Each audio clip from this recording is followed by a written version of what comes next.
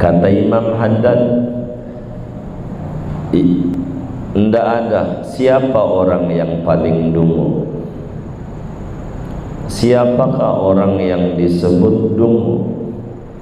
Kata Imam Haddad, orang yang dungu di kolong langit dan di permukaan bumi. Enggak ada lagi sepanjang kolong langit, sepanjang permukaan bumi, enggak ada yang lebih parah dungunya dibanding orang yang tahu sesuatu yang bagus lalu ditinggalin, ketimbang dari orang yang tahu sesuatu yang buruk lalu dikerjakan. Jadi kalaulah kita sebagai hamba Allah mengetahui satu amalan yang bisa mendekatkan kita dengan Allah, yang bisa meninggikan derajat kita di sisi Allah, maka orang itu kalau pengen disebut cerdas, tidak dungu, hendaknya jangan meninggalkan amalan-amalan yang baik yang mengangkat derajat dia, semacam Ratibul Haddad, semacam Dalailul Khairat, semacam membaca solawat-solawat yang lain. Itu kerjakan. Bila tahu manfaatnya besar solawat, lalu kemudian kita enggak ngerjain, maka kita disebut orang paling dungunya orang di kolong langit dan di permukaan bumi. Begitu juga orang yang tahu bahwa hal itu buruk, korupsi buruk, bohong buruk, dengki buruk, sombong buruk, lalu kemudian dia kerjakan, itu orang namanya paling dungunya orang. Maka agar supaya kita tidak masuk dalam kategori dungu dalam pandangan agama, mari kita berupaya dalam setiap apa yang kita pelajari, kita amali sedikit demi sedikit.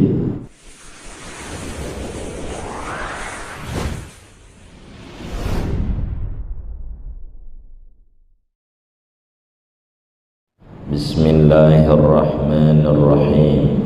Alhamdulillahi rabbil alamin, wassalatu wassalamu ala sayyidina Muhammadin wa ala alihi wa sahbihi ajma'in. Allahumma inna nastahdika li arsyadi amrina wa zidna ilman yanfa'una fid daraini. Qala radhiyallahu ta'ala anhu, al-mu'minu yatajawwazu fil 'adati wa la yatajawwazu fil 'ibadati.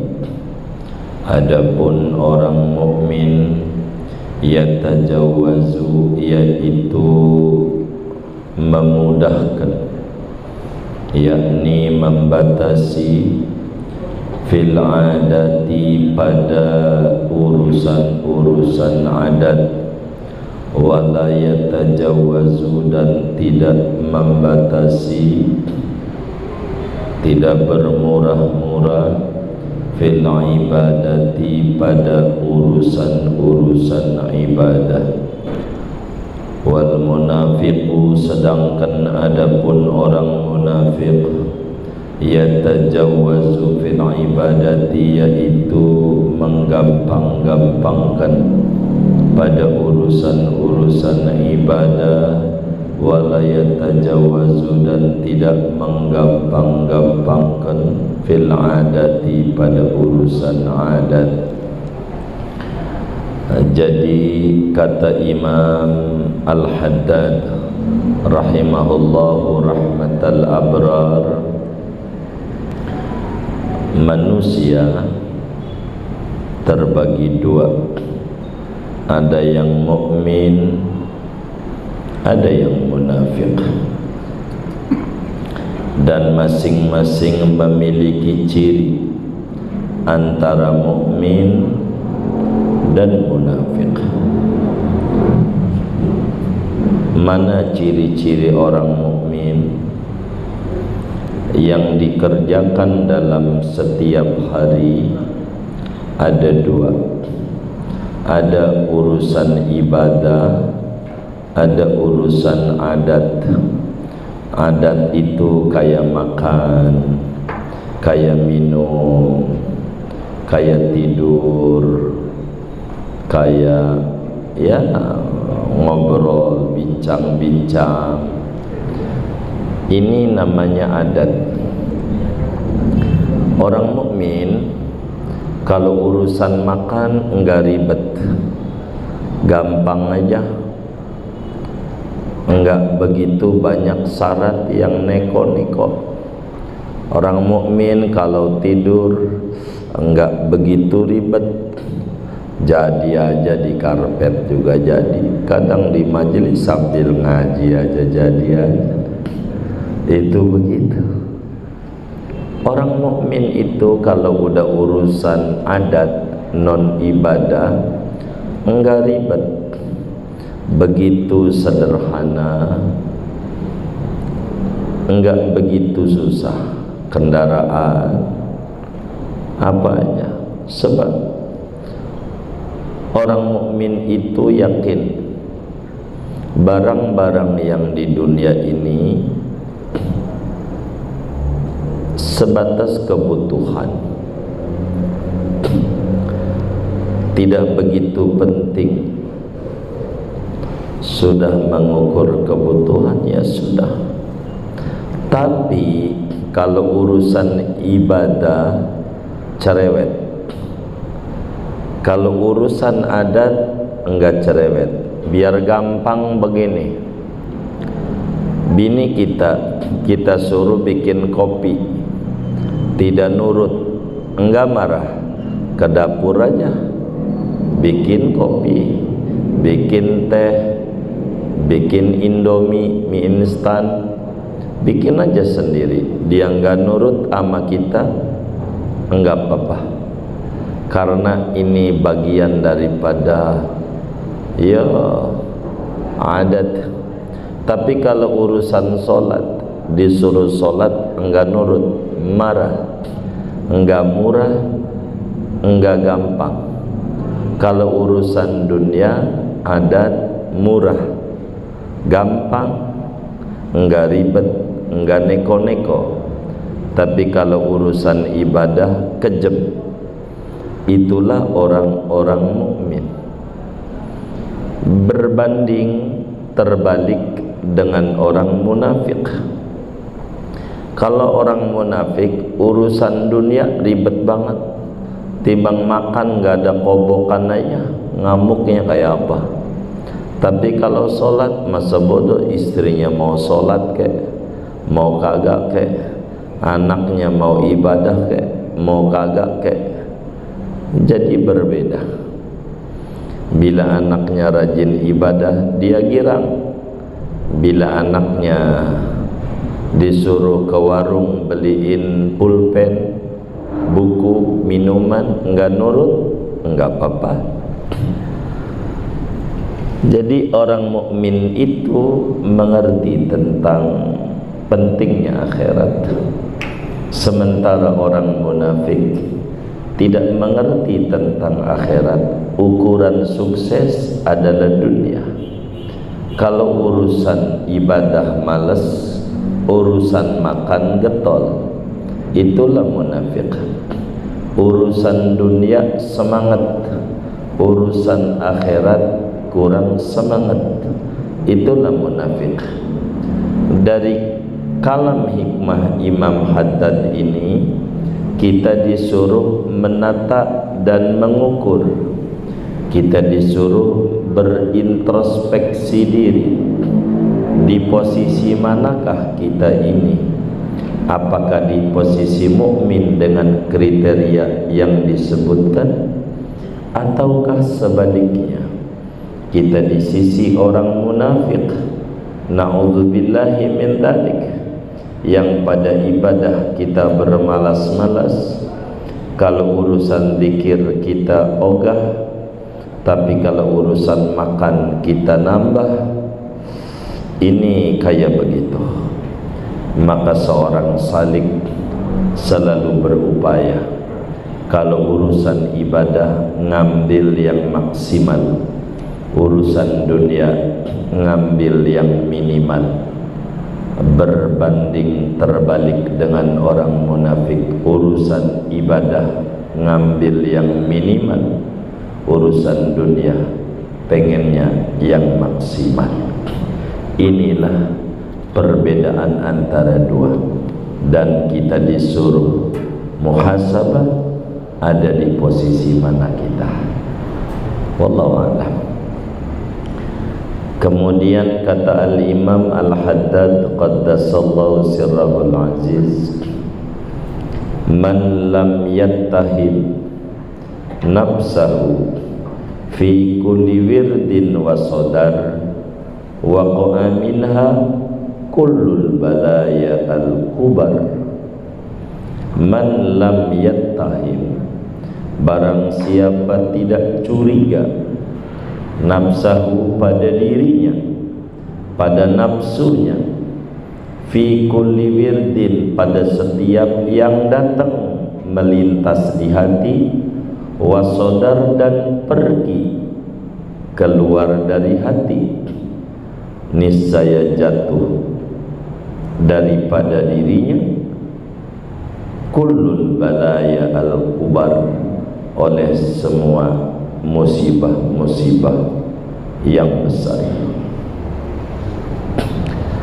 Saudara, kita ini ada nafsu sebagai kendaraan roh, berbeda dengan malaikat yang enggak ada nafsu, maka semangat ibadahnya sangat luar biasa malaikat. Oleh karena kita ini ada hawa nafsu, maka setiap yang melintas di hati daripada nafsu itu kita mesti curiga, ini bisikan ini dari Allah ataukah dari malaikat ataukah dari setan. Kita harus curiga, sebab nafsu itu selalu demen kepada yang jauh daripada ridhonya Allah. Kalaulah kata Imamul Busiri di dalam Burdah, wan nafsu katifli in tuhmilhu syabba ala hubbir radai wa in taftimhu yanfatimi. Nafsu itu kayak bocah, kalau dibiarkan bengal netek terus maka tumbuh gede netek. Kalau disapih dari kecil, dididik, maka dia akan terlatih. Jadikan nafsu itu kayak baju, manakala kotor kita cuci, manakala kotor kita cuci. Jadikan nafsu kayak kuda, kalau dia berbelok tarik dengan tali kekang, biar dia lurus. Kita jangan nurut ama nafsu. Wa khalifin nafsa wa syaitana wa'sihima wa inhuma mahadakan nusha fatahimi. Kita enggak boleh nurut ama nafsu, walaupun nampaknya bagus, tapi ada kalanya ujungnya tidak bagus. Sehingga muslim yang baik itu harus curiga pada apa yang melintas pada hatinya. Apakah ini bisikan nafsu, bisikan Allah? Kalau bisikan nafsu, ujungnya nampaknya bagus, ujungnya enggak bagus. Ujungnya baca Quran kelihatannya bagus nih, semangat, tapi ujungnya biar kita enggak sholat, rugi kita. Namanya enggak ada kecurigaan pada nafsu. Kita harus curiga sama nafsu.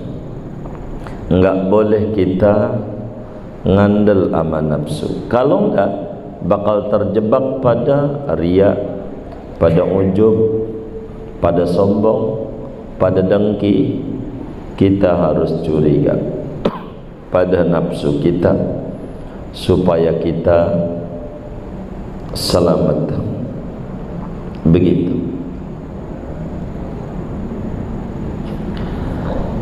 Berikutnya kata Imam Haddad, rubbada'in ilal hawa wa tabi'ati wa huwa yadda'i annahu yad'u ila dini wa syari'ati. Rubbada'in, berapa banyak orang yang dakwah menyeru ilal hawa, kepada hawa nafsu, wa tabi'ati, dan kepada tabiat karakter buruk manusia, padahal dia yadda'i, yaitu ngaku-ngaku, annahu, akan bahwasanya dia yad'u, yaitu berdakwah, menyeru ia ila dini, kepada agama, wa syariati, dan syariat. Jadi kata Imam Haddad, banyak orang yang sebetulnya dakwah mengajak pada dorongan nafsu, meski pengakuannya, covernya agama. Begitu, judulnya tadabbur alam, tapi sebetulnya adalah menghambur-hamburkan uang kepada yang tidak berfaedah. Banyak yang kaya begitu. Jadi perilaku orang yang memperturuti hawa nafsunya akan menjadikan agama ngikut dan tunduk kepada hawa nafsu, bukan hawa nafsunya tunduk pada agama, sehingga yang hak dikira batil, yang batil dikira hak karena salah. Kita harus bisa paham bagaimana, apakah dakwah kita itu benar-benar ud'u ila sabili rabbika, ataukah dakwah kita itu ud'u ila sabilil hawa wa tabi'ah. Kita harus curiga antara metode dakwah kita, ataukah ini membawa kita makin dekat dengan Allah, ataukah makin jauh dengan Allah. Sebab seorang pendakwah yang benar, di dalam dakwahnya kudu ada 4 faktor. Inilah dakwah yang benar, yang disebut yad'u ila dini wa syariah. Apa itu? Yang pertama, dia dakwah menuju kepada Allah. Dia menyeru beriman dan mempertebal keimanan kepada Allah, menyeru berbuat ketaatan kepada Allah, baik taat zahir maupun taat batin. Kedua, di dalam dakwah itu harus mengamalkan sesuai dengan ilmu, sehingga seorang dai dia harus beramal saleh, menjauhi perkara yang dilarang oleh agama. Yang ketiga, dakwahnya harus dijadikan Islam sebagai pijakan, jangan sampai keluar dari Islam, jangan membaguskan agama lain, menjelek-jelekan agama sendiri. Ini bukan dakwah. Begitu, dakwah itu menjadikan Islam sebagai agama yang mengakar, keyakinan yang mantap kepada Allah. Dan keempat, di dalam dakwah yang benar ila dini wa syariah, tidak pernah takut dicela orang. Apapun bila kebenaran harus disampaikan pahit atau manis. Inilah yang disebut dakwah. Dakwah itu begitu. Dan ini adalah pesan daripada Habibuna Muhammad sallallahu alaihi wasallam kepada sahabatnya kala itu Abu Dzar Al-Ghifari, sebagaimana Imam Tabarani sampaikan di dalam Mu'jamnya. Kata Abu Dzar Al-Ghifari radhiyallahu ta'ala an, awsani khalili bisab'in, kekasihku yakni Rasulullah sallallahu alaihi wasallam berpesan betul kepadaku dalam dakwah 7 perkara. Yang pertama, bihabbil masakin, harus menjadi orang yang cinta kepada orang-orang miskin. Wa an adnu'a minhum, kedua, kudu dekat dengan orang-orang miskin rakyat jelata. Kemudian kata Nabi, wa an anzura ila man huwa asfalu minni wa la anzura ila man huwa fawqi, kudu memandang di dalam hidup kepada yang lebih rendah tingkat dunianya, tidak memandang kepada yang lebih tinggi. Kalaulah kita dunia memandang kepada yang lebih tinggi, nanti kita bakal mengeluh, nanti kita enggak bagus di dalam hidup. Wa an asila rahimi wa in jafani, berikutnya pesan Rasulullah bahwa kita menyambungkan tali silaturahim meskipun orang itu kasar pada kita. Dan supaya mantap di dalam dakwah, wa nuksira min qawli la hawla wa la quwwata illa billah, saya disuruh banyakin membaca la haula wa la quwwata illa billah 100 kali setiap hari, biar enggak ngalamin susah hidup. Sebab kata Imam Asy-Syarji di dalam kitabnya Al-Fawaid fi Silah wal Awaid, dijelaskan man qala la haula wa la quwwata illa billah mi'ata marrah kul yaum lam yaftakir abadan, siapa yang membaca la haula wa la quwwata illa billah 100 kali sehari semalam dalam setiap hari, enggak bakal ngalamin susah seumur-umur. Saya dipesan betul sama Nabi, wa anna takallama bimuril haq, dan saya dipesan oleh Nabi untuk berbicara dengan kebenaran meskipun pahit. Itulah pesan-pesan daripada Nabi di dalam dakwah. Wa ya'khudni fillahi laumatul laim, tidak takut dicela orang. Dan yang ketujuh, wa an la as'alan nasa syai'an, saya tidak boleh mengemis-ngemis sama orang. Inilah diantara jalan-jalan dakwah ila dini wa syariah. Namun banyak yang keluar daripada jalur ini.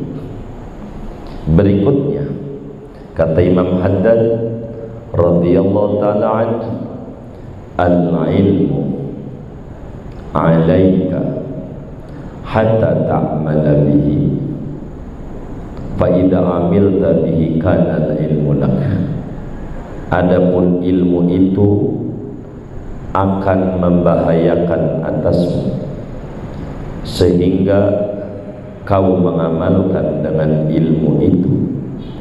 Fa idza 'amilta bihi, maka apabila mengamalkan oleh kau dengan ilmu, kana ilmu lak, niscaya ada oleh ilmu, yaitu menguntungkan bagimu. Jadi ilmu itu saudara ada dua, ada ilmu yang manfaat, ada ilmu yang tidak manfaat, yang madarat. Ilmu ada dua, ada ilmu yang manfaat, nolongin kita di akhirat, ada ilmu yang bakal nginjak-nginjak kita di akhirat. Bagaimana ilmu yang bisa nolongin kita, bagaimana ilmu yang nginjak-nginjak kita? Kata Imam Haddad, al-ilmu alaiki, ilmu itu bakal maki-maki, nginjek-nginjek kita, kecuali kita amalin. Ilmu itu harus diamalin. Bila manusia tidak mengamalkan ilmunya, maka berada dalam bahaya yang sangat besar, sebab dia bakal diinjak-injak oleh ilmu. Kata Imam Ibn Ruslan dalam Zubatnya, fa'alimun bi'ilmihi lam ya'malan mu'adzabun min qabli ubatil wasan. Orang alim yang tidak mengamalkan ilmunya disiksa lebih dahulu sebelum penyembah berhala. Ilmu bakal menjadi madarat bila tidak diamalin. Amalin aja ilmu apa aja supaya termasuk orang yang amalin ilmu. Tapi kalau tidak, ilmu bakal merugikan kita. Faida amil tabihi, bila ilmu itu kita amalin, maka ilmu itu akan menjadi penolong kita.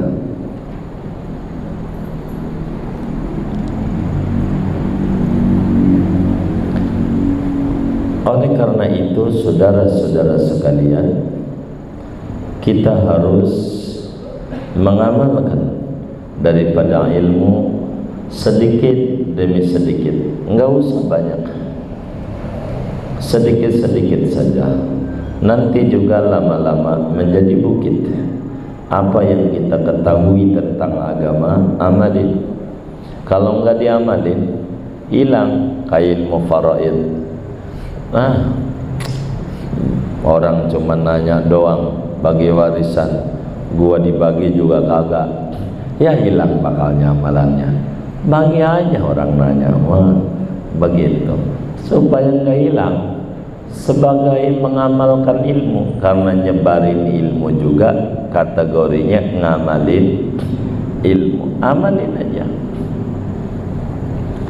Kata Imam Haddad lanjutannya begini, ma adzallatil khadra wala aqallatil ghabra ashadda hamaqatan mimman ya'lam husna syai'in wa huwa lahu tarikun wa ya'lamu qubha syai'in wa huwa lahu fa'ilun. Ma adzallatil khadra, tidaklah menaungi oleh langit, wala aqallatil ghabra'u, dan tidaklah mengangkat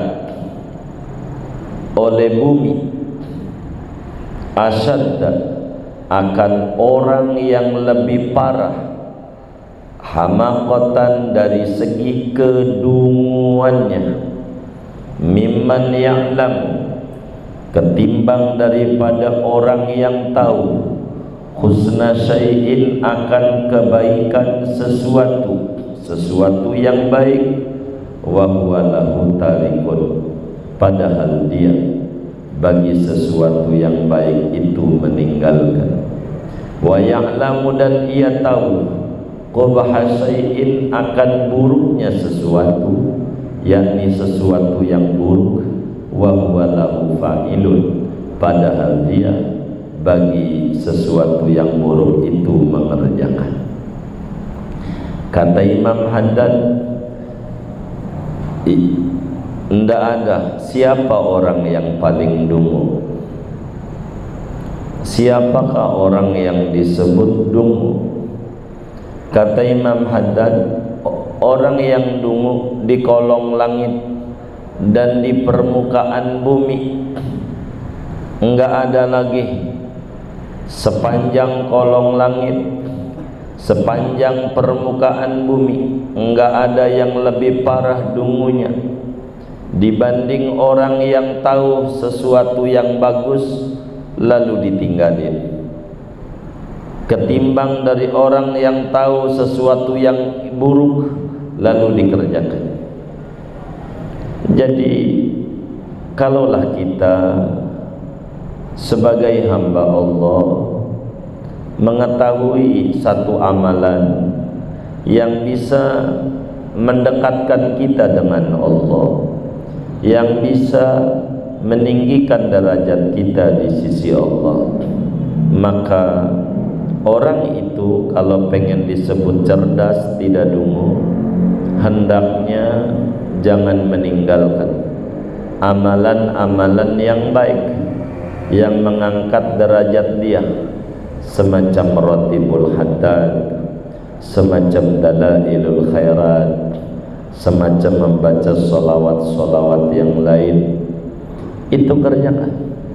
Bila tahu manfaatnya besar solawat, lalu kemudian kita nggak ngerjain, maka kita disebut orang paling dungunya orang di kolong langit dan di permukaan bumi.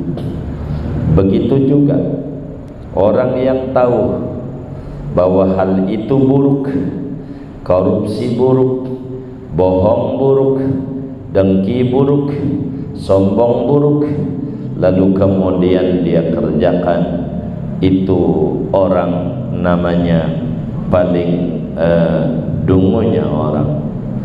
Maka agar supaya kita tidak masuk dalam kategori dungu dalam pandangan agama, mari kita berupaya dalam setiap apa yang kita pelajari, kita amali sedikit demi sedikit.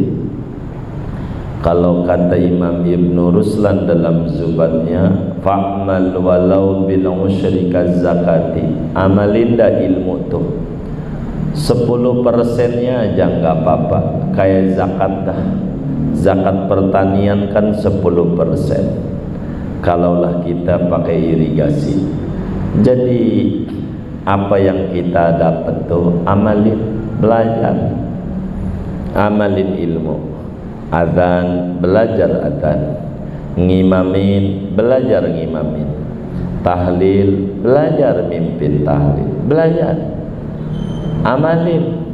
Sebab orang yang paling dungu adalah orang yang tahu sesuatu yang bagus kemudian enggak dikerjakan. Dia tahu sesuatu itu buruk, got, selokan, malah dia nyebur.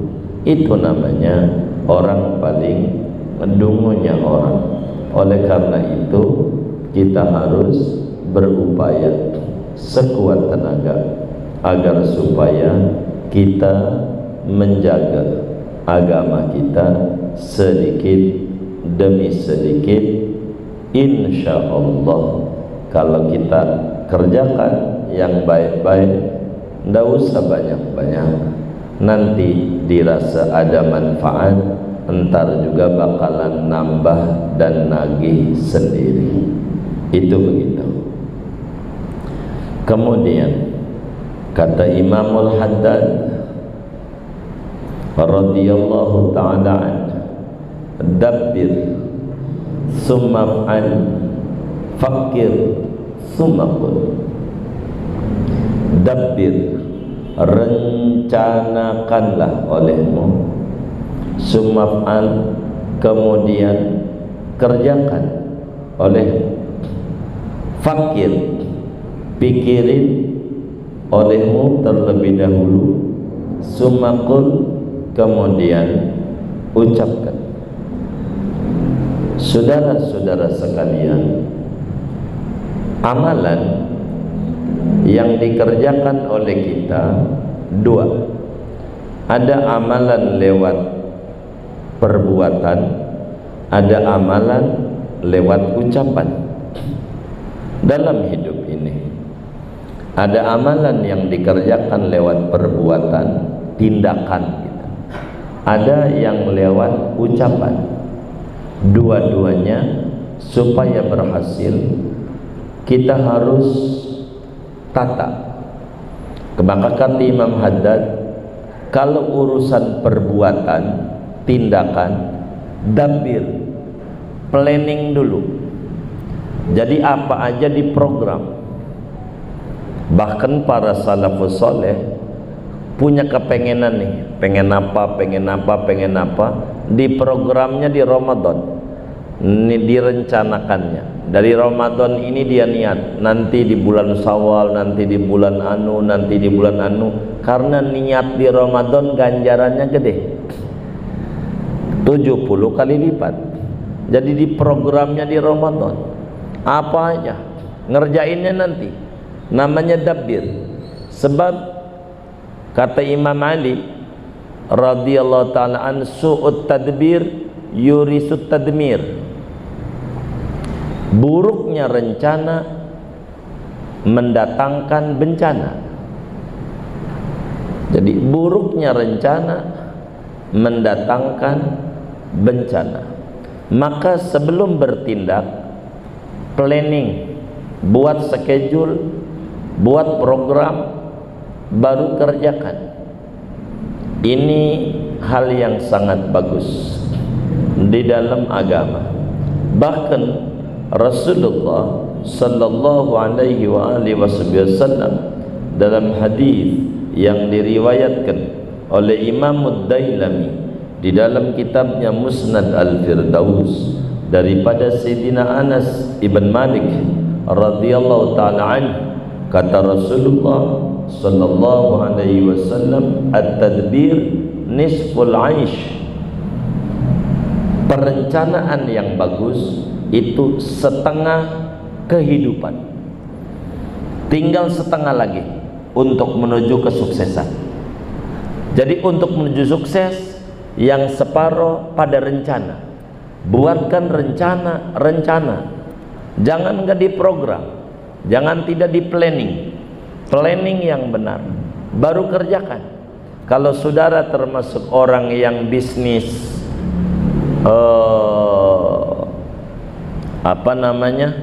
online, saudara harus rencanain dulu sebelum Anda memposting. Jadi rencanain dulu bagaimana ini cara mempostingnya, cara membuatnya. Buat dulu, nggak bisa begitu, nggak bisa. Makanya di dalam dunia YouTube, antara orang bikin video sama live streaming itu kurang menghasilkan live streaming karena kurang rencana, nggak diprogram. Dia duduk, disetel, tidur, udah selesai ya tinggal. Itu begitu, nggak ada upaya yang dilakukan oleh kita, nggak ada. Itu begitu. Dan orang kalau kemudian kekuatan sinyalnya nggak bagus, gerasa-gerasa, oh gak lihat, itu jangan salahin. Itu namanya karena su'ut tadbir yurisut tadmir. Buruknya rencana menimbulkan bencana, rugi kita. Jadi kalau kita mau bisnis online, kita harus rencanain jam berapa kita posting. Jam 9 kayaknya orang lagi pada kerja, HP-nya pada mati, rugi kita. Kita harus mengerti jam-jam berapa yang orang lagi pada main HP. Disitulah, itu namanya tadbir. Harus pintar kita. Nggak bisa kalau kita nggak pintar. Jadi cara kita itu. Kalau sudah direncanakan, baru balikin nama Allah. Yang penting posting. Closing tidak closing, bukan urusan kita. Posting urusan kita. Tapi posting ada aturannya. Jam berapa yang duitnya banyak, tanya sama bagian YouTuber. Kita harus tahu itu. Belajar apa aja kayak begitu. Jadi harus punya rencana. Umur berapa kita harus hafal kitab Banu, umur berapa kita harus bisa kitab Banu, seberapa bulan kita harus menyelesaikan kitab Banu. Harus direncanakan. Kalau enggak bisa. Begitu. Sedikit kita bercerita, kita ngukur diri. Setiap istirahat enggak mau mengukur istirahat, mengukur jam. Bagaimana supaya kitab ini tamat enggak dengan waktu yang ada, tamat enggak dengan waktu yang ada. Kita harus atur. Bagaimana paling dikit harus 10 kalam hikmah dalam setiap ngaji. Kalau enggak kekejar ini kitab. Bisa sampai lebaran kita belum tamat-tamat juga, enggak pulang kampung. Harus direncana. Jadi dicek dulu, begitu baru kita bakal baca. Kalau enggak, nanti acak-acakan. Ini diprogram. Jadi dari target yang ada lebihin, lebih bagus. Ini nampaknya mudah-mudahan Allah beri taufik hidayah, besok malam tamat. Malam ini juga tamat sebetulnya kayaknya, tapi besok malam sesuai janjinya malam Jumat. Habis itu baru kalau bisa mau kita besok, nantilah di terakhir saya mau ngomongnya. Nomor satu, kita kudu tadbir. Bahkan dalam satu hadis diriwayatkan oleh Imam Ibnul Mubarak di dalam kitab Az-Zuhudnya, Rasulullah sallallahu alaihi wasallam bersabda, "Idza aradta an taf'ala amran fatadabbar aqibatah." Tuh. Makanya kata Imam Haddad, "Dabbir sumaf'an." Idza aradta an taf'ala amran, bila Anda menginginkan pengen mengerjakan sesuatu, apa aja yang mau dikerjain, fatadabbar aqibatah. Renungin, pikirin, rencanain. Ini dampaknya bagaimana kalau kita terjang yang ini? Ini kalau kita ngambil begini bagaimana? Pikirin dulu tuh. Fa in kana khairan famdihi. Kata Nabi, kalau memang ini bagus, nantinya begini-begini, terusin. Wa in kana syarran fantahi. Kalau nanti ujungnya, wah ujungnya nggak benar ini, stop. Itu hidup begitu, harus diprogram. Kalau nggak diprogram susah. Nanti kita tergulung dengan waktu, habis umur kita begitu. Nanti udah tua, baru kita bisa segalanya, rugi kita, tenaga nggak ada. Maka kita harus benar-benar ada di planning. Kayak kita nih pengen haji, pengen umroh, nabung aja 1.000 perak ke Rasulullah, besok pagi ke Rasulullah, kerjain cepet, dan itu bikin banyak duit. Orang dagang kalau mau nyisin kayak begitu, cepet ke Rasulullah, nggak usah gede, 1.000 ya 2.000 semampu dia. Kalau mengerti bank ya digesek, membuat bank kayak CSR, satu bank yang isinya buat begitu aja. Artinya bikin bank tabungan haji tuh. Kalau bank tabungan haji kan kayak apa namanya, kayak asuransi, nggak ada ATM-nya, nggak bisa diambil, naruh aja kayak begitu. Ini namanya kita harus jadi orang cerdas, direnungin apa saja, jangan nggak direnungin. Kita pengen berhenti kerja, saya berhenti aja kerja, mau pengen jadi pembisnis, tar dulu, kuat nggak kita gitu. Jangan lihat si anu untung sekian, jangan untungnya doang, puyengnya kayak dia bagaimana, kudu panas-panasan, kudu ini, kudu itu, pikirin. Kalau sudah kita pikirin, dah sumafan, kerjain. Enggak boleh muslim main kerja-kerjain, enggak boleh begitu. Kedua, fakir sumakul. Amalan itu ada amal hati, ada amal jawarih, ada amal lisan. Lisan ngomong itu jangan asal jeplah, pikirin dulu apa yang bakal diomongin. Kalau membawa manfaat, silakan omongin. Kalau bakal menimbulkan madarat, tinggalin. Kenapa? Di dalam hadis yang diriwayatkan oleh Imamul Baihaqi di dalam kitab Syu'abul Iman. Syu'abul Iman tuh kitab hadis 10 jilid segede Quran, gede-gede banget. Judulnya Syu'abul Iman, Imamul Baihaqi itu. Di luar Sunanul Kubra. Masya Allah. Kata Nabi, rahimallahu ra'an takallama faghanima wa in kana sarran sakata fasalima. Rahimallahu ra'an, pasti Allah memberikan rahmat, kesuksesan, kebahagiaan, kejayaan kepada seseorang yang berbicara Sesudah dipikirin dulu, diomongin, fagonima, maka mengambil keuntungan. Ngomong membawa keuntungan. Tapi wa ingkana syarran, kalau omongannya bakalan buruk dampaknya, sakata, dia diam, fasalima, maka selamat. Maka kalau mau ngomong imma dua, imma ghanimah, imma salamah. Kalau bakal ngomong ini menguntungkan, ghanimah, omongin, qul. Tapi kalau bakal ini mengandung buruk, pilih selamat, diam, itu lebih baik. Maka kebanyakan orang yang nyesel gara-gara ngomong sembarangan, dicabutnya nggak bisa, dicabutnya nggak bisa. Pikirin dulu baru diomongin, rencanain dulu baru dikerjakan. Sehingga perencanaan ibarat solat adalah imam, pekerjaan adalah makmum. Baik dan buruknya pekerjaan bergantung kuat pada baik dan buruknya planning yang telah disusun. Begitu juga merenung, memikirkan adalah imam, ibarat omongan. Baik buruknya omongan berangkat dari baik dan buruknya memikirkan, merenungkan daripada omongan itu sendiri.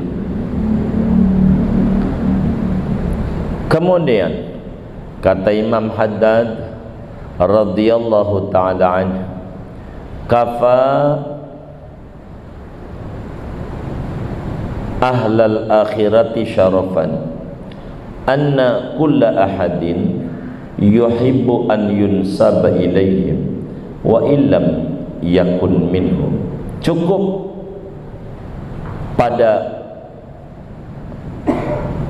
ahli akhirat dari segi kemuliaan oleh bahwa tiap-tiap orang yuhibbu, yaitu menyukai, oleh orang an yunsaba, akan bahwa dinisbatkan ia ilaihim, kepada ahli akhirat, wa illam yakun minhum, meskipun tidak ada oleh dia, minhum, yaitu daripada ahli akhirat. Wa kafa ahlad dunya dha'atan anna kulla ahadin yakrahu an yudhkara fi jumlatihim wa in kana min akabirihim. Cukup pada ahli dunia dari segi kerendahan oleh bahwa tiap-tiap orang yaitu benci, tidak suka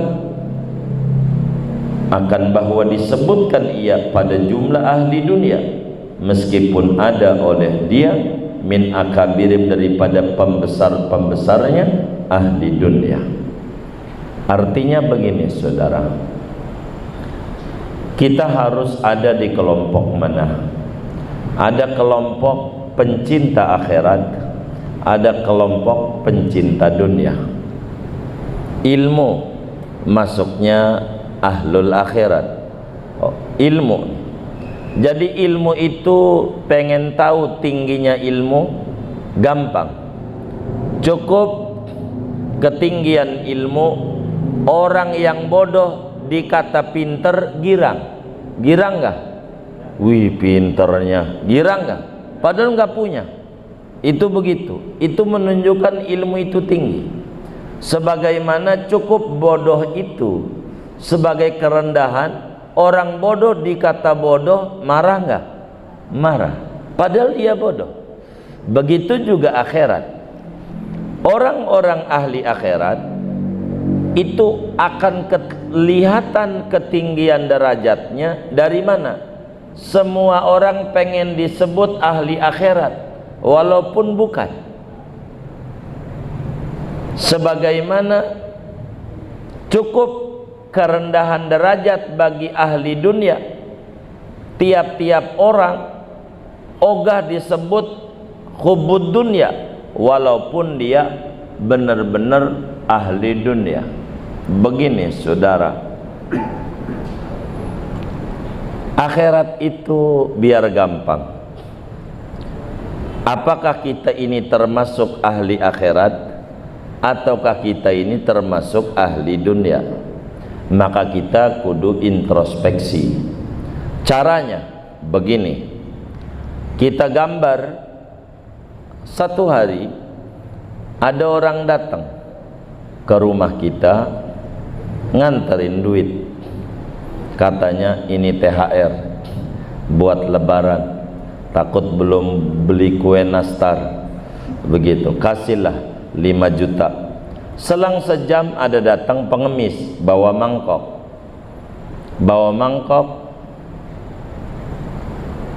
dia minta duit. Dari 2 orang ini, kalaulah yang nyes di hati kita yang pertama yang bawain duit, berarti kita ahli dunia. Kalau yang nyes di hati kita yang kedua yang bawa mangkok, berarti ahli akhirat. Kenapa? Kalau ahli dunia pengennya dikasih, kalau ahli akhirat pengennya ngasih. Begitu. Kalau ahli dunia pengennya dikasih. Orang yang pengen dibagi, ini maknanya suruh jadi kuda untuk bawain barang-barang raja ke akhirat. Yang menikmati di akhirat raja, kita enggak, wong kita bawain doang. Begitu. Maka orang miskin itu masuk surganya duluan. Ya, orang miskin itu lebih dulu ke surganya, bukan masuk, lebih dulu ke surganya dibanding orang kaya. Orang miskin dulu pada baris di pintu surga duluan, karena yang ditanya dikit. Masalahnya mau masuk surga ditanya sama malaikat Ridwan, ente masuk surga apaan amalia ente? Saya tahajud. Wahai malaikat Ridwan, saya berhak masuk surga duluan. Baik, saya mau absen. Sarungmu dari siapa? Sarungmu dari Pak Haji Ahmad. Ya janganlah, Pak Haji Ahmad dulu yang masuk surga. Masa yang ngasih sarung masuk neraka? Bajumu THR juga dari Pak Haji Udin, baju, kopiah, sendal. Jadi yang kamu punya apa? Titit doang, enggak ada yang dia punya. Maka orang kaya dulu yang masuk, orang miskin tugasnya nyapaati orang kaya, karena dia bawain barang-barang orang kaya. Begitu. Maka jadilah kita orang kaya yang bisa dibawain oleh orang-orang miskin. Tuh orang-orang miskin tuh adalah kuda yang siap untuk membawa barang-barang berharga kita supaya nyampe ke akhirat. Maka jangan benci. Bisa jadi cara menghukum Allah kepada kita gampang. Ditutup mata kalbu kita, ada kotak amal Jumat lewat, pura-pura merem. Sebetulnya bukan pura-pura merem, bukan gak kelihatan. Emang Allah menghukum kita. Allah nggak demen duit kita dibawa ke akhirat, karena kita golongan ahli dunia. Maka ada kotak amal, nggak lihat, pura-pura zikir, subhanallah, subhanallah, subhanallah, sampai merem-merem. Udah lewat, alhamdulillah, alhamdulillah. Ini tak benar. Isinya, masalahnya masjidnya bagus, amalan orang, bukan amaliah kita. Maka kita harus ada amalan juga. Begitu. Saya mendidik amat teman-teman majelis itu dengan istilah gigi 2000, supaya jangan yang masuk surga orang-orang kaya doang. Lah kan kita orang miskin juga kudu masuk surga dengan kemampuan kita, lewat 2000 dah. Begitu. Lah motor aja gigi 4 cepet jalannya, apalagi gigi 2000 melejit ya. Itu begitu. Ini kayak begitu, saudara. Maksudnya jangan kita enggak jadi ahli akhirat, biar kata kita orang susah, semampu kita untuk menjadi ahli akhirat.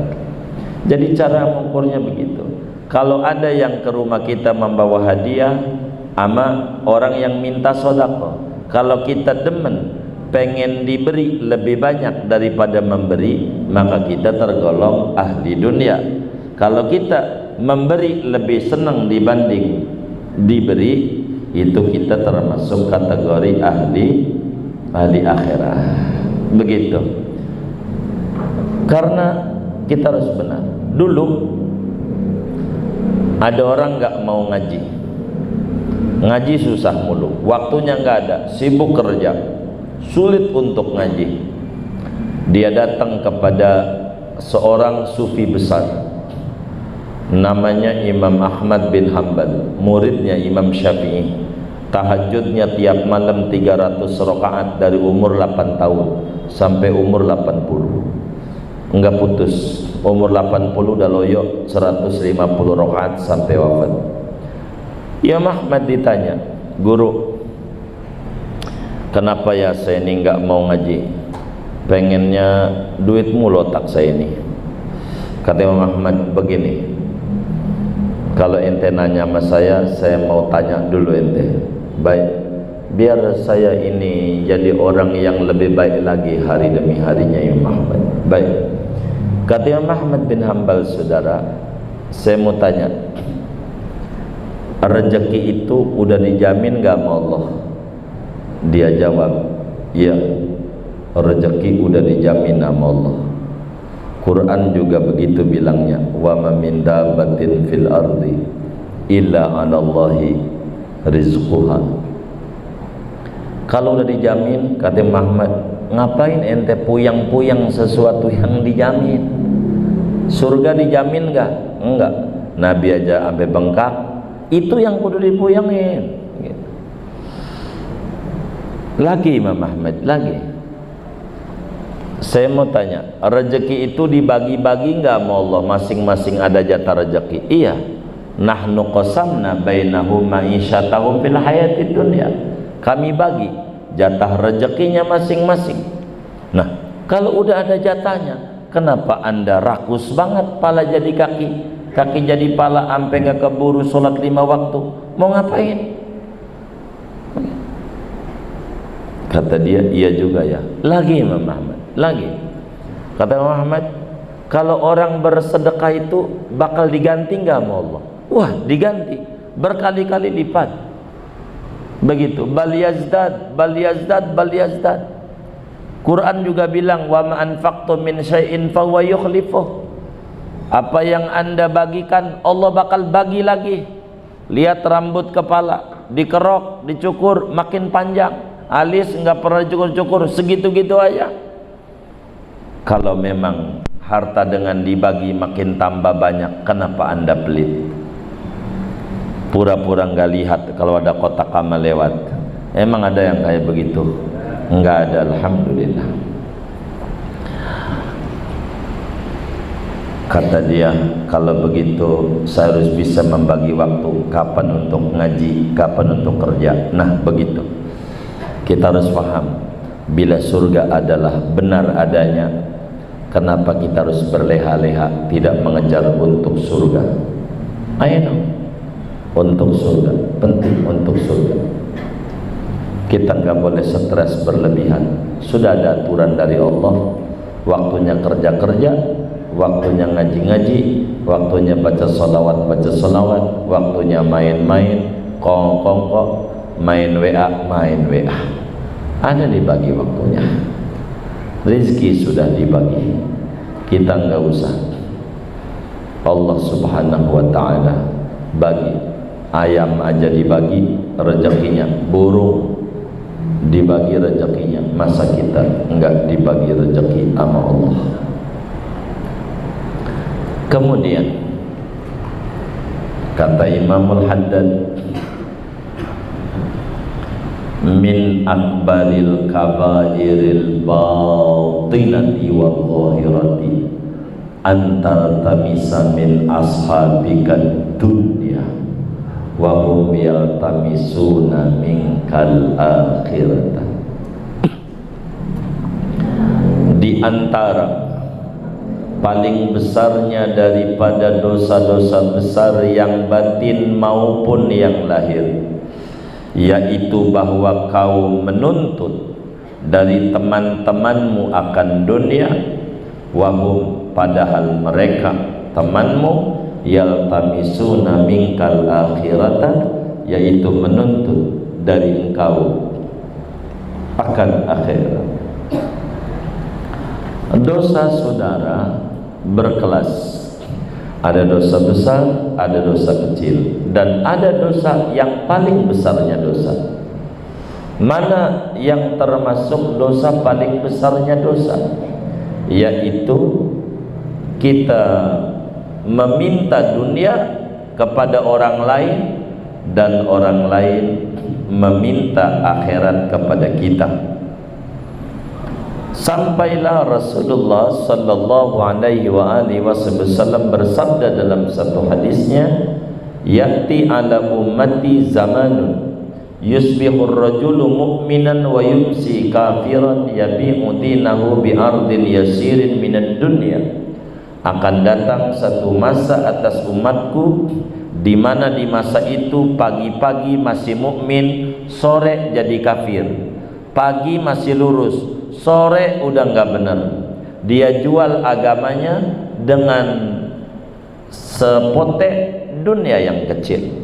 Dengan dia menjual sumpah palsu, dia dengan sumpah palsu, agamanya dikorbankan dengan dia sumpah palsu.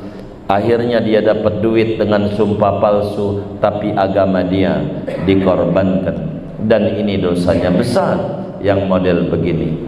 Karena di dalam Al-Quran Allah subhanahu wa ta'ala mengingatkan, wajtanibu qawla zur hunafa'a lillahi ghayra musyrikin bi.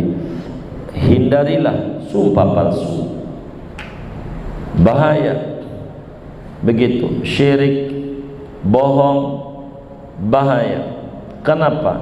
Karena itu menjual agama. Kayak barang-barang di Ramadan, supaya barangnya laku, demi Allah modalnya aja belum dapat.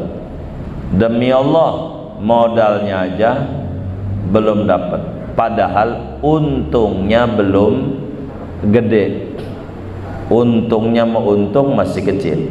Dia bilang demi Allah. Namanya agama dikorbankan, orang jadi beli, dapat duit, agama kita korbanin. Dosa paling besarnya dosa sumpah palsu. Begitu, sumpah palsu bahaya. Yang kayak begitu bahaya. Tak boleh dia begitu ngorbanin. Ada orang mau minta tahlilan, Pak Ustadz pimpin tahlilan, wani piro, ini tahlil pendek apa tahlil panjang? Kayak yang pakai payung, pakai jas di tanah kusir, masih ada enggak? Enggak ada.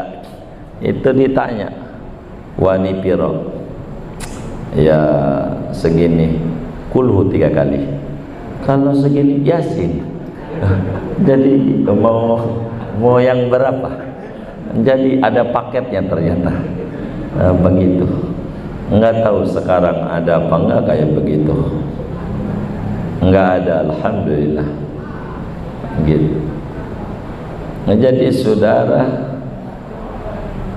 dosa paling besarnya dosa kita korbankan agama demi dunia yang sedikit.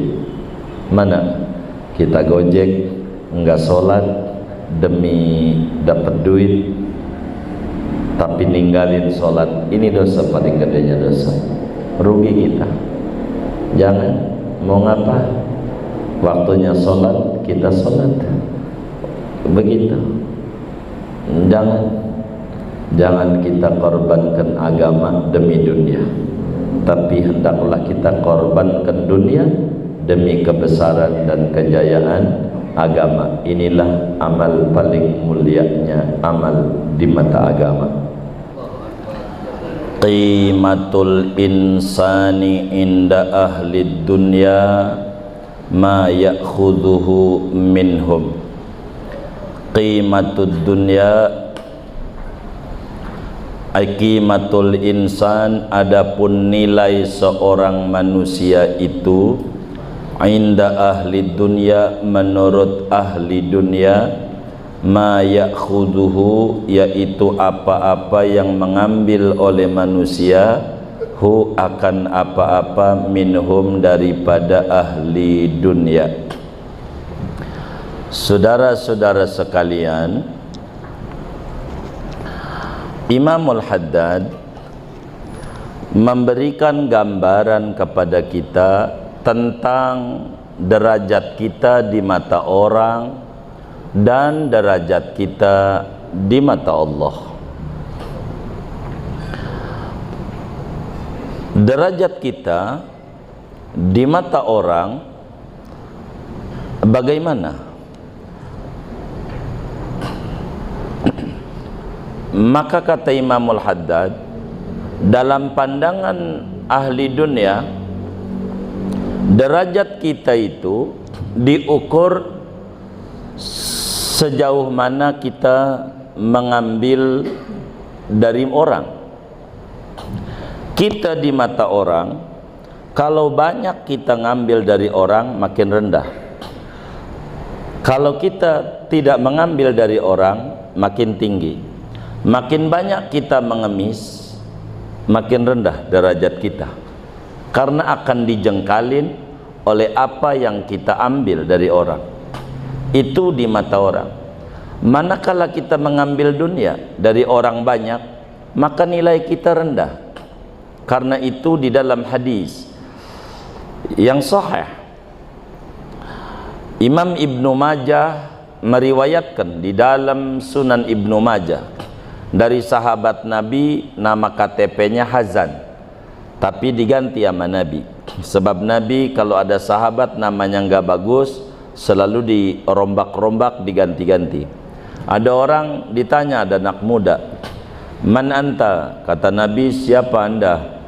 Dijawab, "Saya ini namanya Hazan bin Sa'id As-Sa'idi Al-Khazraji Al-Ansari. Saya ini namanya si sedih." Jadi Hazan itu artinya sedih, malang. Begitu kata Nabi, "Waduh, ente ini malang mulu." Itu dia Nabi, sama cewek ditolakin mulu. Sama cewek dagang rugi mulu. Namanya malang. Nama tuh yang bagus, nama tuh. Maka Nabi bilang, "Baik, hari ini saya ganti namamu Sahal." Maka dalam hadis ada nama Sahal bin Sa'ad As-Sa'idi. Itu dapat Nabi Sahal tuh. Nama aslinya Hazan. Sahal tuh gampang, encer, mudah. Begitu. Kata Sahal bin Sa'ad As-Sa'idi bilang, Rasulullah sallallahu alaihi wa alihi wasallam bersabda, "Izhad fima biaidin nas yuhibbakan nas." Zuhudlah engkau pada yang ada di tangan orang, nanti orang cinta. Cara kita biar dicintai orang, jangan banyak ngarep dan banyak minta sama orang. Kalau kita banyak ngarep dan banyak minta sama orang, nilai kita rendah. Jangankan orang lain, saudara nih, hari ini dia datang pengemis, hari ini datang, besok datang, besok lagi datang, besok datang. Pertama girang kita ngasih, besok rada endumel, besok lama-lama kita bakal bilang tuh sama orang, "Nih kayaknya jadi langganan, lu sekalian aja tidur di kantong gua nih. Nih tidur di sini aja." Itu orang. Jadi nilai kita di mata orang diukur sejauh mana kita minta sama dia. Makin banyak minta, makin rendah nilai kita. Tapi kalau kita nilainya pengen tinggi di mata Allah, justru kita harus banyak minta sama Allah. Allah bakal demen sama kita. Kata Nabi, "Izhad fid dunya yuhibbakallah." Zuhudlah engkau pada dunia, Allah bakal cinta. Allah tuh pengen kita itu bergantungnya sama Allah. Nanti dunia bakal dikasih sama Allah. Itu begitu. Allah tuh begitu. Kalau pengen dicintai oleh Allah, maka jangan taruh dunia dalam hati. Bukan tidak punya apa-apa. Dan banyak mengemis sama Allah. Kalau kita banyak mengemis sama Allah, Allah demen. Allah tuh demen sama hambanya yang mengemis, yang minta-minta. Tapi orang bakal gedek kalau kita minta-minta sama dia. Kalau kita banyak minta, gedek. Itu orang. Kalau Allah demen, Allah.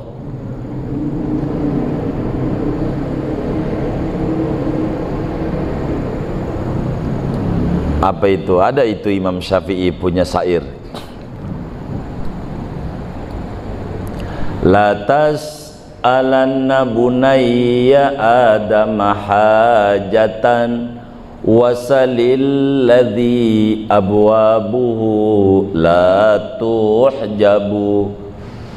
Allahu yaghdabu in tarakta su'alahu wa bunayyu Adam in sa'alta yaghdabu. La tas'alanna bunayya Adam hajatan, janganlah sekali-kali kau minta-minta kebutuhanmu kepada manusia, tapi mintalah kepada Tuhan yang pintu kemurahannya tidak pernah dikunci. Sebab Allah akan marah bila kita enggak mau minta sama Allah. Sedangkan manusia kalau kita minta marah-marah. Jadi nilai manusia di mata ahli dunia, apa yang dia ambil itu nilainya. Jadi kalau kita pengen tinggi derajatnya di mata Allah, kita menjadi kasir manusia, kasir Allah untuk manusia, itu orang bakal tinggi.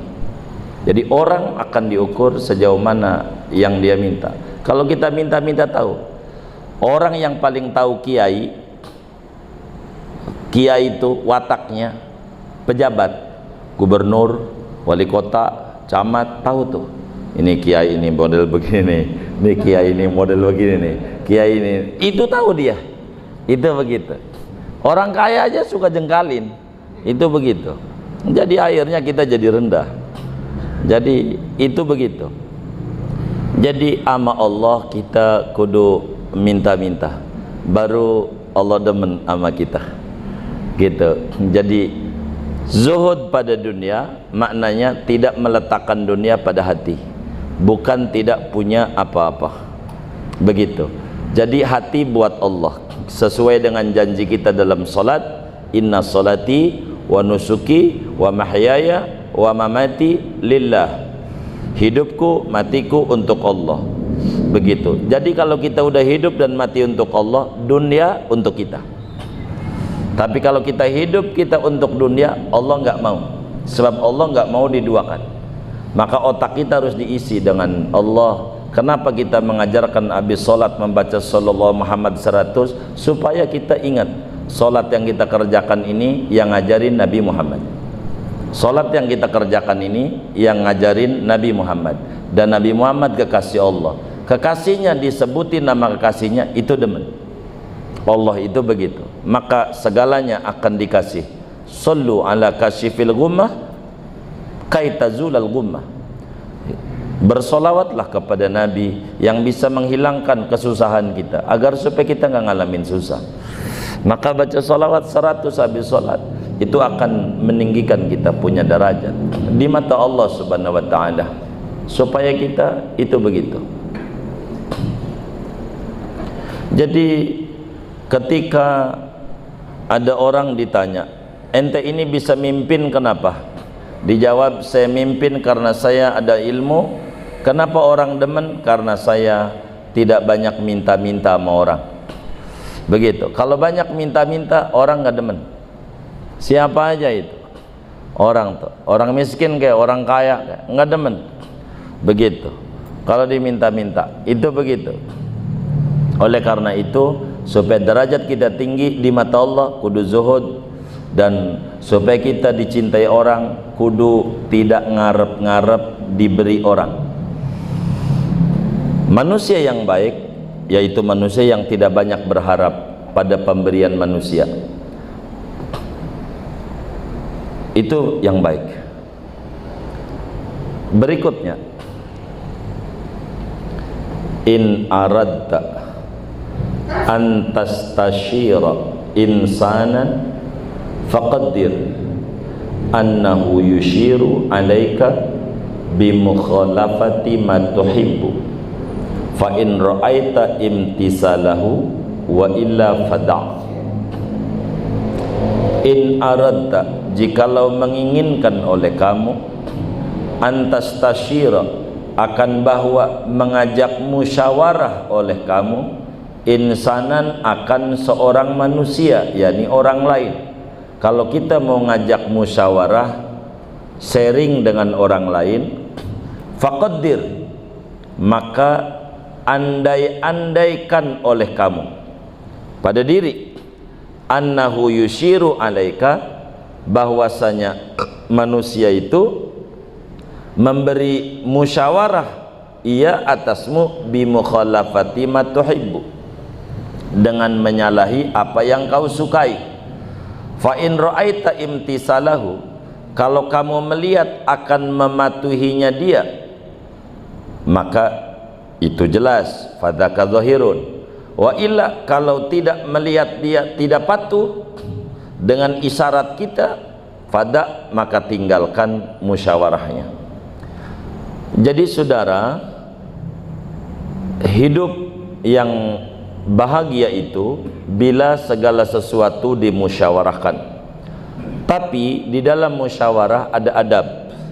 Bagaimana adab musyawarah? Kata Imam Haddad, bila kita mau mengajak musyawarah dengan orang lain, coba orang lain itu memberikan pendapat berbeda dengan yang kita punya. Kalau kemudian pendapat yang kita sampaikan itu berbeda dengan dia, lalu dia nurut sama kita, mengakui pendapat kita, maka apapun yang diisyaratkan oleh dia kita bisa ambil, karena dia tulus, berarti tidak mau menjerumuskan kita. Tapi kalau kemudian kita minta musyawarah, lalu kemudian kita memberi usul, malah dia ditolak, yang kayak begini nggak bisa, namanya bukan musyawarah. Kalau musyawarah itu dua sisi. Kalau kemudian kita menyatakan saya mau nikah, bagaimana ini bah, begitu, bagaimana ini cing, bagaimana ini, nah diajak musyawarah begini, berbeda sama kita. Kalau kemudian itu jangan ini, atau kita mau sekolah, atau kita mau apa saja, kemudian kita memberikan masukan, tapi begini, maksud saya begini, kalau sekolah di sini begini, masuk, dan dia ngikut kita, maka kita bisa ambil nasihatnya, berarti dia tulus.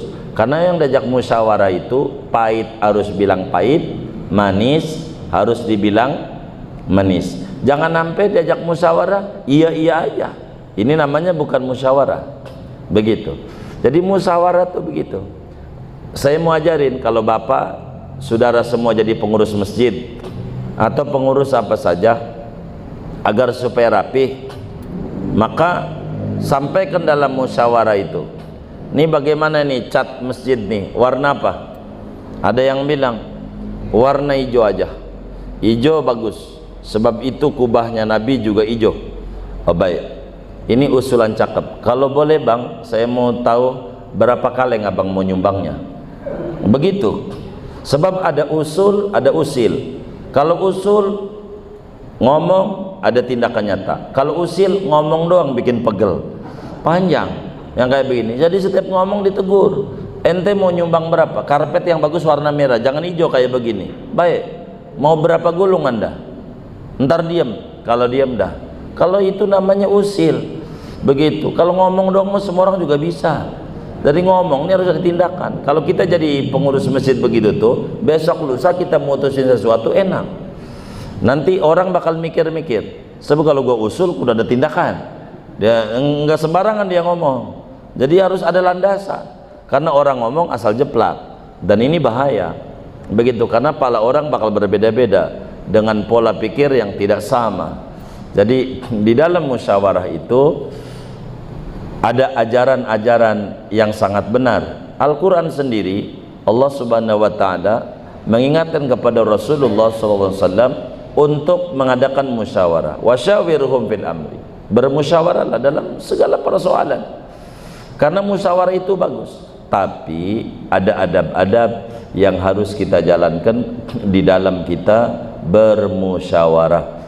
Di dalam hadis riwayat Imam Tabrani, di dalam Mu'jamut Tabrani dari Sayyidina Anas bin Malik radhiyallahu ta'ala an, Rasulullah sallallahu alaihi wasallam bersabda, "Ma nadima man istasyara." Tidak bakal menyesal orang yang suka bermusyawarah. Segala sesuatu harus dimusyawarahkan. Apa saja kalau tidak dimusyawarahkan bakalnya menjadi acak-acakan, jadi tidak baik. Berikutnya, ini udah mau selesai nih kayaknya, buat besok malam ya. Ini tamat malam ini nih, ya Allah, tamat malam ini. Kata Imamul Haddad, ra'yul insani far'u ilmihi wa aqlihi fala yambaghi an yad'ahu inda man la ya'khudhu bihi. Adapun pemikiran orang, yaitu cabang, yakni buah dari ilmunya dan akal cerdasnya, maka tidak seyogianya oleh bahwa meletakkan ia akan pemikirannya di sisi orang yang tidak mengambil oleh orang dengan pemikirannya. Jadi yang namanya pemikiran, buah pikiran itu adalah cabang daripada pengetahuan yang dimiliki oleh orang secara mendalam dan dari kecerdasan akal yang dimiliki orang. Bila kemudian kita punya pikiran bagus, ide bagus, jadi ide orang itu buah daripada ilmu dan pengalaman, maka tidak boleh ide itu diberikan kepada orang yang tidak menganggap berharga sebuah ide. Jangan ditaruh kepada orang yang sembarangan. Itu sama aja kita menaruh nasi kebuli di tanah kusir, lah kan kagak dimakan. Sesajen tuh, utuh aja. Kenapa nggak dimakan? Nggak ada faedahnya, dia nggak bisa makan. Begitu, sama aja naruh kitab di kuda, kan nggak bisa dibaca. Maka pemikiran itu, ide bagus, ide brilian, kudu diberikan kepada orang-orang yang siap mau mengamalkan ide brilian. Kalau ide brilian tidak, orang itu sembarangan, nanti kita rugi. Jadi jangan sampai kita memberikan ide-ide bagus kepada orang yang tidak mau mengamalkan. Itu sama aja disebut buang-buang ilmu. Kata Sayyidina Ali Zainal Abidin bilang begini, kalau sampai ilmu yang ada di dada saya semuanya saya keluarin, saya sampaikan kepada anda, kaum muslimin waktu itu, pasti anda bakal menggorok leher saya, karena ada ilmu-ilmu rahasia kenabian yang tidak bisa diterima oleh banyak orang. Jadi Abu Hurairah bilang, di dada saya ada dua ilmu yang saya ajarin baru separuh, sebab ada bagian yang tidak bisa diajarkan kepada orang karena udah ilmu kewalian, namanya ilmu wirasah nabawiyah. Ini nggak bisa, kayak cerita-cerita keramat yang nyeleneh-nyeleneh, itu kita nggak bisa mendongengkan keramat kepada orang yang anti keramat, rugi kita. Mendongengkan maulid kepada orang yang anti maulid, itu orang nggak bener ya. Tak usah, sebab bakal buang-buang energi. 2 jam dia ngomong nggak ada gunanya. Buat apa? Maka ide yang bagus jangan disampaikan kepada orang yang tidak mengambil atau tidak menerima pada sesuatu ide-ide yang bagus, sebab ini bakal menjadi bahaya. Jadi harus pinter kita memberikan ide-ide yang bagus, karena kalau langsung bakal jadi masalah. Begitu. Ini akhlak Islam. Berikutnya kata Imam Haddad, man salak malak wa man hada halak, man salaka malaka. Barang siapa yang menapaki, menempuh jalan-jalan Nabi Muhammad sallallahu alaihi wasallam, malaka, maka dia bakal menguasai dirinya. Kalau kita pengen dekat dengan Nabi Muhammad, menempuh jalan-jalan yang ditempuh oleh Nabi Muhammad, kita bagaimana mempersiapkan diri untuk mengikuti Nabi Muhammad, maka kita akan mampu mengendalikan diri, maka kita akan merasakan sebuah kesenangan, maka kita akan bisa menjadi raja. Setan sulit nundukin kita. Kenapa? Karena kita menempuh jalan-jalan yang ditempuh oleh Nabi. Begitu. Kalau kata Imam Fudail bin Iyad radhiyallahu ta'ala an, kata ittabi'u turuqal huda wa la yadurruka qillatus sadiqin. Ikuti jalan-jalan Nabi Muhammad, enggak mengapa walaupun sedikit yang ngerjain, ikutin. Tapi wala tattabi' turuqad dolalah wala taghtarra bi kasratil halikin. Jangan ikuti jalan yang enggak benar meski banyak orang yang kebelinger.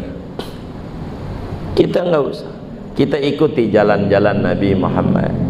Kalau kita sudah mengikuti jalan-jalan Nabi Muhammad, nanti kita bisa menguasai diri.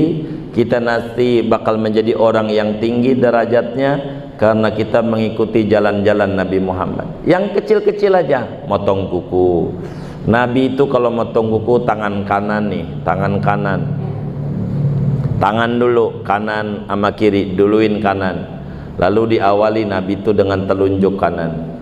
Telunjuk dulu Nabi kalau motong kuku. Baru kemudian jari tengah. Kemudian jari manis, kemudian kelingking kanan, kemudian kelingking kiri, kemudian tengah manis kiri, tengah kiri, telunjuk kiri, jempol kiri ditutup jempol kanan. Itulah Nabi. Kalaulah kaki, Nabi awali motong kuku kaki itu dari kelingking kaki kanan, lalu jari manis kanan, lalu jari tengah kanan, telunjuk kanan, jempol kanan, jempol kiri, telunjuk kiri, tengah kiri, manis kiri, kelingking kiri. Kata Imam Ghazali di dalam Al-Arba'in fi Usuluddin radhiyallahu ta'ala anhu wa arda, Anda tidak usah banyak tanya di dalam mengikuti Nabi. Pokoknya qul in kuntum tuhibbunallaha fattabi'uni, mutaba'ah saja, mutaba'ah aja. Contoh aja Nabi, meski Anda tak paham, tempuh aja dah jalan Nabi. Walaupun Anda nggak ngerti, nanti Allah bakal kasih ngerti kok. Anda bakal menguasai. Yang Anda tidak paham jadi paham, asal ikuti jalan Nabi. Lalu kemudian Imam Ghazali menerangkan kenapa Nabi memulainya tangan kanan dibanding tangan kiri. Kata Imam Ghazali, Imamul Bukhari riwayatkan hadis, kana Rasulullah SAW yuhibbut tayammuna fi sya'ni kullihi, ay min babi takrim. Rasulullah itu suka dengan yang kanan, yang bagus-bagus, maka dimulailah tangan itu dengan yang kanan. Kenapa Nabi itu memulainya dengan telunjuk dari tangan kanan, tidak kelingking, tidak jempol, dan tidak jari yang lain? Ini ada rahasianya, kata Imam Ghazali. Sebab telunjuk ini punya keistimewaan dibanding jari tangan yang lain, yaitu dia menunjuk keesaan Allah waktu sholat. Asyhadu an la ilaha illallah. Biasanya pakai jari tengah apa kelingking? Telunjuk. Karena dia mengunjuk tentang Allah, maka didahulukan oleh Rasulullah. Karena dia punya kelebihan mengunjuk Allah. Ini buat menunjuk Tuhan itu satu, bukan digoyang-goyang. Mana ketutupan kain lagi begitu. Ini buat menunjuk Allah itu esa. Orang yang goyang-goyang dia salah, dia naruh telunjuknya. Ini telunjuk ini, jempol ini diselipin di bawah garis barojim telunjuk. Kalau ditaruh di bawah nih biar gampang. Ini tulisan Allah bahasa Arab. Ini nih alif, lam, lam, ha. Ini ha. Bagaimana biar bundar? Allah ini, kalau orang ngerti kaligrafi, ini namanya tulisan Allah. Alif, lam lam ha. Itulah Allah. Kalau kita begini nggak bakal goyang-goyang. Kalau goyang-goyang gara-gara kita salah nalar telunjuknya. Itu begitu. Ketutupan kain subuh lagi. Begitu repot. Jadi ini begini, maka karena telunjuk ini memiliki keistimewaan dibanding jari yang lain, maka didahulukan oleh Habibuna Muhammad SAW. Kenapa dari telunjuk tidak jempol? Sebab kanannya dari tengah, bukan jempol. Kanan, maka Nabi itu ke kanan, dari telunjuk ke kanan, muter. Itu begitu. Kenapa kaki tidak dari telunjuk? Sebab waktu sujud semua jari kaki kudu dilipat, sehingga tidak ada keistimewaan satu jari dibanding jari yang lain, sehingga dimulainya dari kaki kanan yang paling kanannya.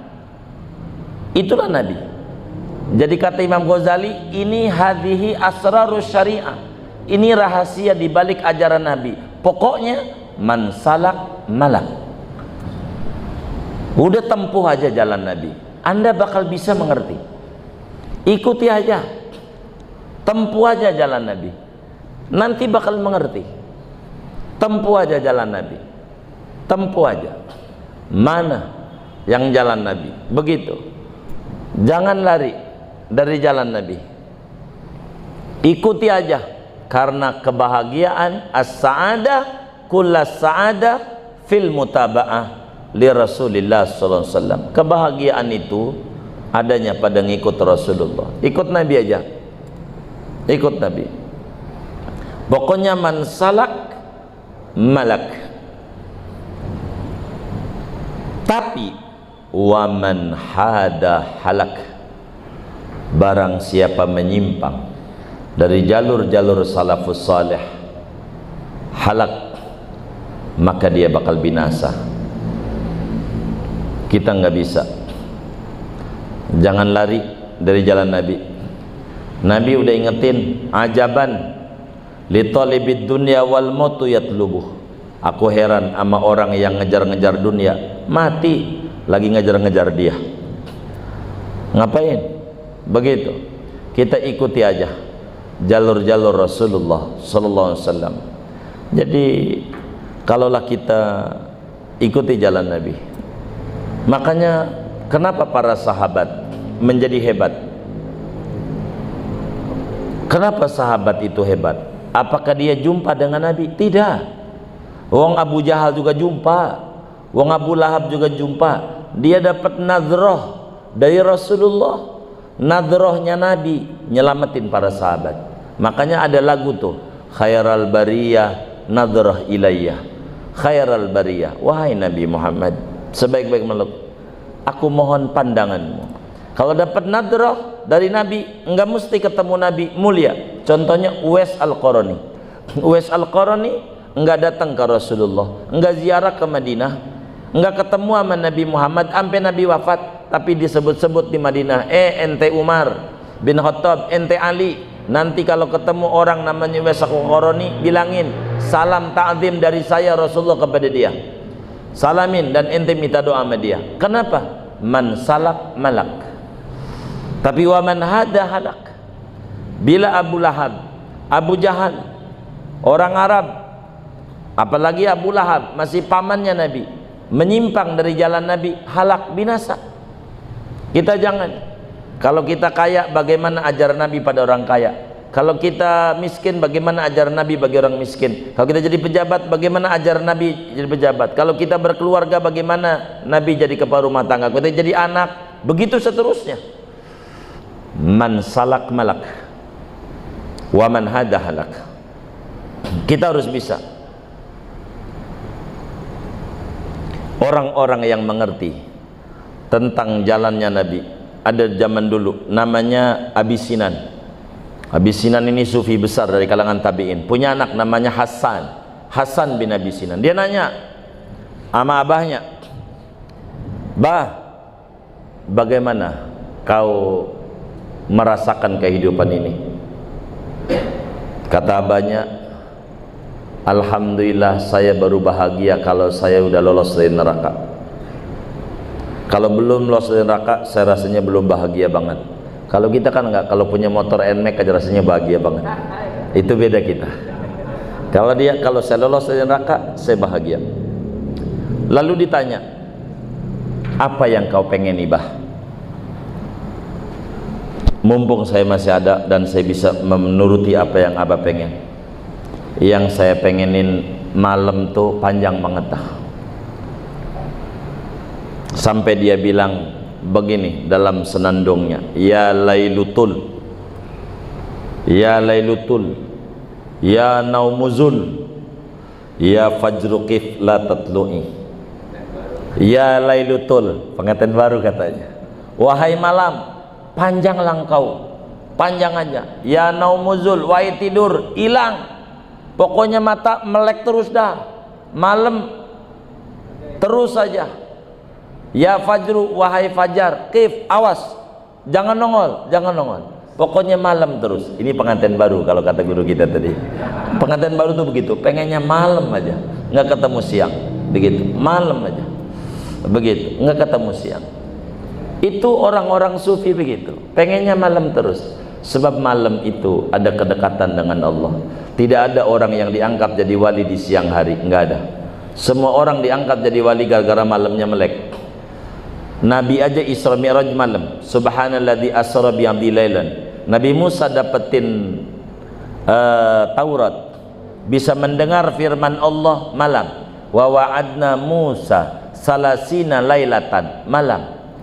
Bahkan dalam surat Yasin, wa ayatun lahumul lail, satu tanda kebesaran Allah malam.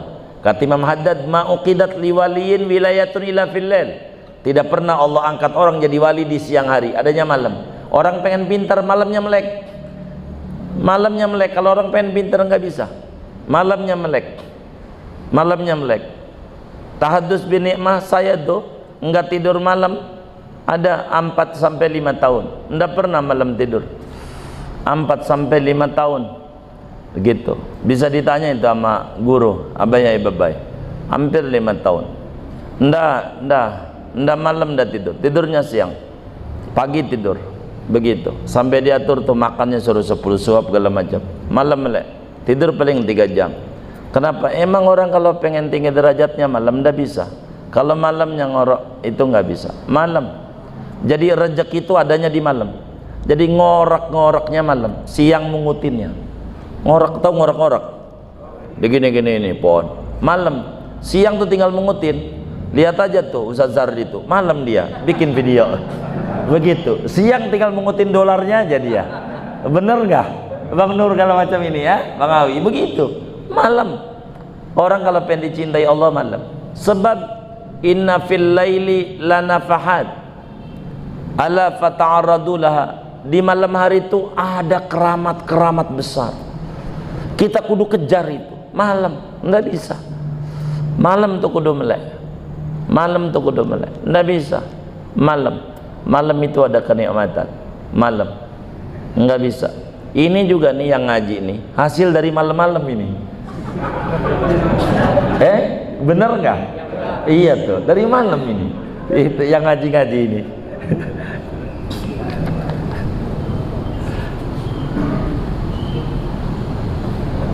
Jadi orang yang berakal cerdas, dia harus berupaya malamnya melek.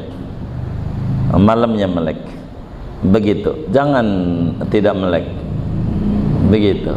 Man salaka malak wa man hada halak. Dah segini aja dah, takut tamat malam ini doang. Besok malam tamatnya. Besok malam. Kalau boleh saya usul, besok malam. Kalau boleh saya usul, besok kita sebelum hataman tadarus Quran kali ya, kalau setuju mah, barang sejuz buat Imam Haddad begitu. Kalau mau nanti saya kasih Qurannya sejuz, kita baca Quran buat Imam Haddad biar ilmu kita manfaat, derajat kita tinggi. Besok malam keberapa ya?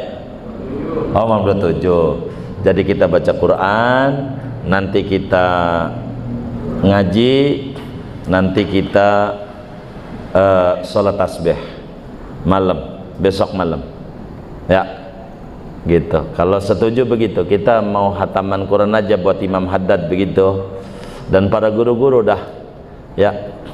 buat para wali-wali, para pejuang-pejuang negeri kita yang kita bisa ngaji nyaman karena kita negeri merdeka, buat para pahlawan-pahlawan.